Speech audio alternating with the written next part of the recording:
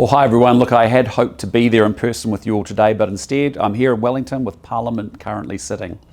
Firstly, I just want to say a big thank you to President Brian Peat, CEO Nigel Matthews, and all of the team for the great work that you do in helping ensure that residents enjoy the full benefits of retirement village life. Retirement villages play a major role in providing housing for over 50,000 New Zealanders, and as you well know, what you do is very important. In my visits to villages across the country, residents have shared with me and my ministers the benefits of living in these communities. Benefits such as security and social connectivity and the continuum of care available on site when it's needed.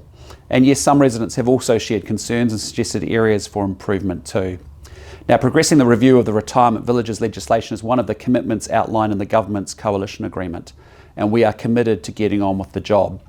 Many of you will have submitted feedback on the discussion document about the Retirement Villages Act review during the public consultation period last year, and thank you for sharing your views. Our Minister of Housing and Urban Development has now worked through over 11,000 submissions that were received, and they will be providing my colleague Tama Potaka in his capacity as Associate Minister of Housing with advice on options for the next phase of the review. We are receiving advice on those submissions and will update everyone on the next steps in due course. So I encourage you to continue to engage with the review as it progresses.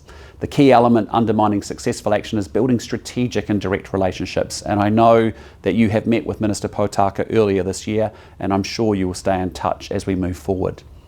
Our government is deeply committed to supporting our seniors, and right now I know there are a few things on your mind. The cost of living, health and law and order, for example. And that's why we have kept the winter energy payment to help with you with your heating bills. We're keeping New Zealand super steady and we adjusted it for inflation so that your super is protected.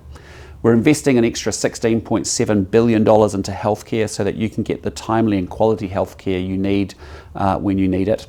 And we're boosting police with an extra 500 cops by the end of 2025 to ensure that you are safe whether you're at home, on your supermarket shop or out for a walk.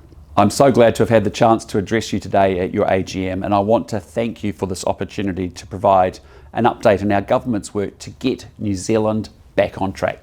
All the best.